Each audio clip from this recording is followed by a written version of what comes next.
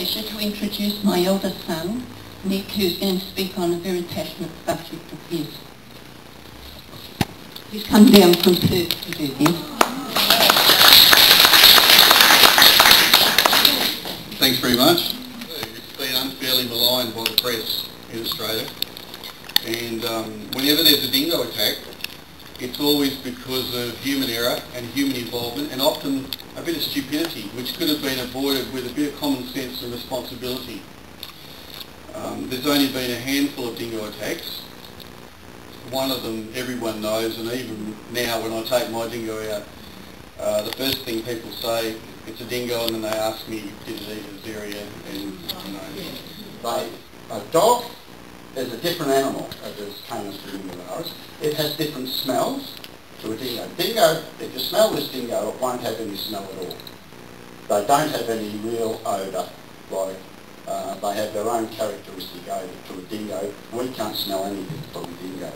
Whereas if you get a dog, a domestic dog, you can smell their smell quite strong. That wet dog smell, wet stinky dog? Wet stinky dog smell, and yet the dingoes don't have any. So a dingo with a pack in his territories won't allow.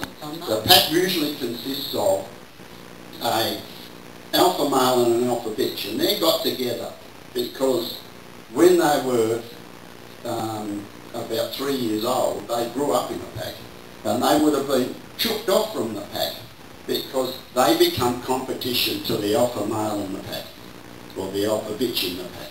They're the only two that breed in the pack.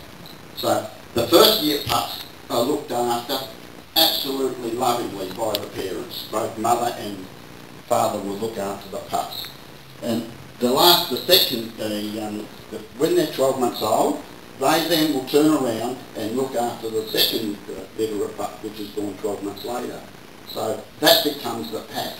And when the dingoes get to 3 years old and they start to become sexually mature, the alpha male and the alpha bitch then drive those dogs out to form their own packs.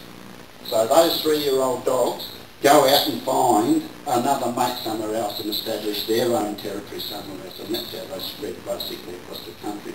Now, that when you come to think about their habits and the way they develop, you'll understand why that becomes impossible for a dog or any dog to come in and mate with those dogs when they're in the wild. They remain pure. And it's really a furphy that the government said that they're just wild dogs now. They've all been hybridised. The only dogs that have really been hybridised are the ones that have been killed off in and around cities and towns, where there's been a lot of people, because the people have actually taken them and bred them deliberately when they come to season with the domestic dog, like we've bred the Kelpies, like we've bred the Blue Heelers, like we've bred those other dogs. And that they use them as hunting dogs and all sorts of things. So the wild dog, as so called, is not really a wild dog, it's a dingo in the wild.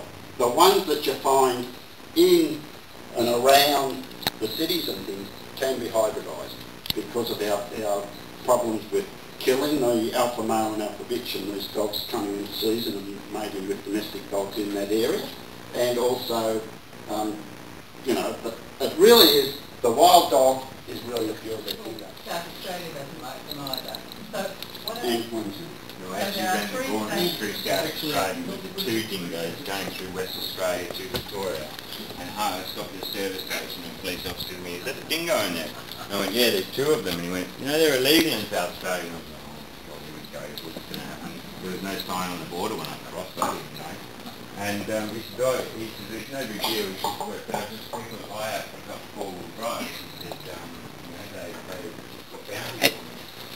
If you leave them so you haven't ridden that around. You hear a red Commodore flying along the road with 4-wheel drives, it's meant nothing. That's actually true. They've actually, over East, they've actually got bounties out for dingoes. They pay $50 for a dingo skull, and they pay you $10 for fox. Shows you how stupid the whole thing is. But the thing is, with the WA laws, it's illegal to keep a dingo in Queensland and in South Australia. The rest of the states around Australia can have one, the disparity in the WA laws is so ridiculous.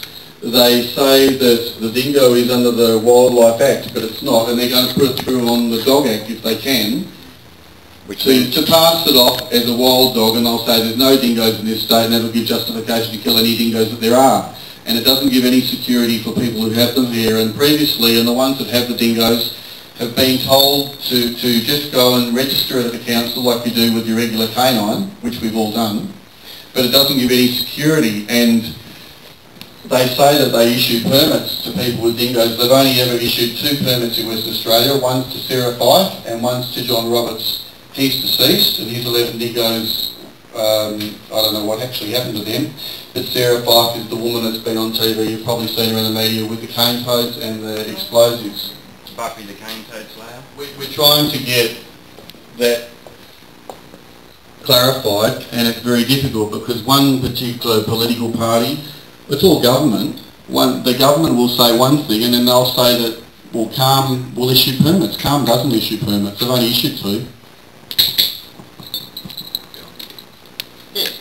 Do you have any idea of the numbers of dingoes in the Well, no, I have no idea, and I don't think anybody does. CALM have actually declared that they actually spoke to me when I bred my dingoes. I know there's about 20 in wildlife parks and zoos, and there's probably about another 20 in our members, isn't there? Why would Victorian police choose a dingo? But they chose probably the dingo because the dingo has got, it's a hunting dog. Now, if you think about, if you want to listen to someone, you're all concentrating on me and listening to me, and you're not much listening to the traffic noise going past. Right? Now, the dingo has that sense of incredible hearing, it's got incredible smell, and it's also got incredible sight. And the dingo is the only dog that uses all 3 senses because it has to learn to survive because of these incredible hunting and ability to run. So they've got their senses more tuned on all the time rather than just, I think that's why I chose to use a dingo. The dingo is virtually untrainable. Now, if you get a dingo over 4 weeks old, because they bond to a pack, they bond to a pack. After 4 weeks old, they've got a lot of natural instincts and things that have bond with them. So you've got to get a dingo about 4 weeks old. And this is another theory in the law that they're saying that dogs, and we're not allowed to take a dog away according to the RSPCA until it's at least 6 weeks old. And by then it's usually too late. It's bonded to the parents and starting to have its wild instincts. Instead of bonding to you and making you as its leader of the pack, and therefore that's why they're so hard to replace, because it bonds to you for life. Via boat people that have these wolves up in India and those places, and the islanders all the way through Indonesia and things, and they use them not as we think, but back up to 10, 12,000 years ago. Just from when she was 4 weeks old to about now. And you can, any more questions or anything you'd like to ask, or even afterwards, just quite feel free to email Nick, and the more support we get, the better.